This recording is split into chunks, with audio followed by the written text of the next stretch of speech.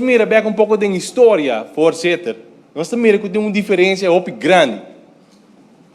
Uma diferença grande para sobre a AUE, mas mira que tem duas damas na timão do país Aruba, sinta que tem sala de parlamento enfrentando um problema. Voorzitter, se nós vai em história, nós mira, contrário na colega que papel hoje, o líder do partido de oposição, com ele atender com problema que afeta o país Aruba. Nós acorda o huelga político que ele aqui delante não. Huelga que traz a divisão de país, onde a gente não para delante do governador. Ora que o menino governador está sali babai su casa, tira su auto com bota de água, etc.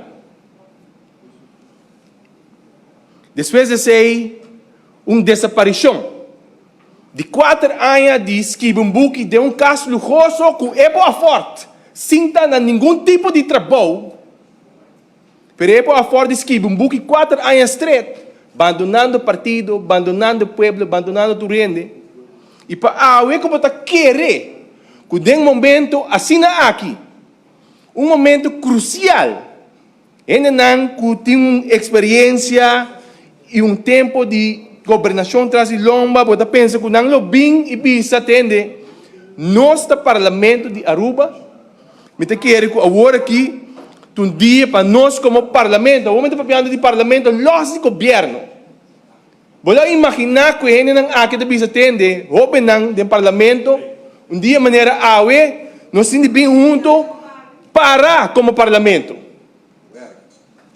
Pero AUE, voorzitter, mesmo que não abandona a sala, não contribuição para o qual o parlamento do país Aruba zero.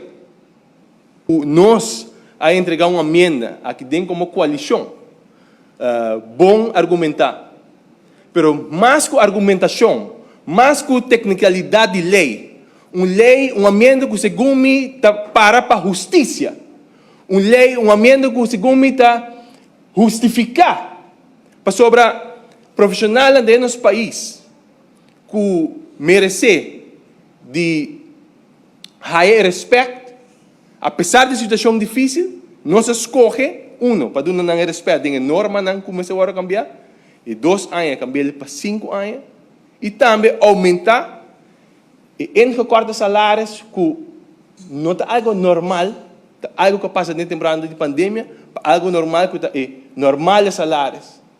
Agora, nós não é sustento de full sala, mas nós queremos que está justo sim. Precisamos apresentar a emenda ainda.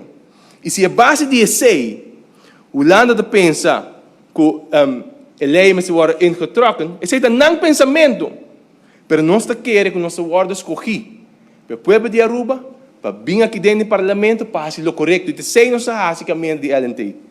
Nossa ele é uma condição de Holanda, para nada para 5%, pero nós hacemos de forma mais justa possível.